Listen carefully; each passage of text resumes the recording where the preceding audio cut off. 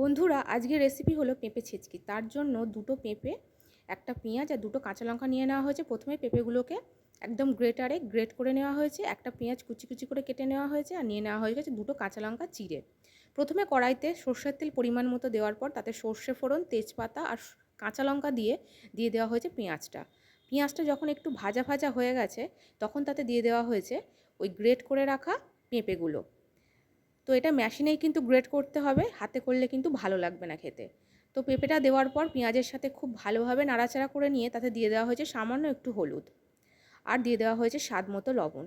তারপর খুব ভালোভাবে নাড়াচাড়া করার পর যখন একটু ভাজা হয়ে গেছে তখন তাতে অল্প একটু জল দিতে হবে, কারণ পেঁপে যেহেতু গ্রেট করা রয়েছে তাই বেশি জলের এখানে কোনো প্রয়োজন নেই। তো অল্প একটু জল দিয়ে লো ফ্লেমে কিছুক্ষণ ঢাকনা দিয়ে বসানো ছিল।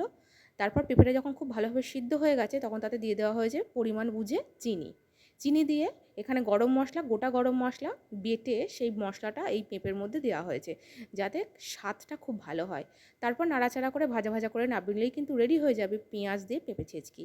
গরম গরম ভাতে খেতে কিন্তু দারুণ লাগে। তোমরা একবার এভাবে পেঁপে ছেচকি বানিয়ে খেয়ে দেখো, দারুণ লাগবে। আর রেসিপিটা কেমন হলো অবশ্যই কিন্তু কমেন্ট করে জানিও।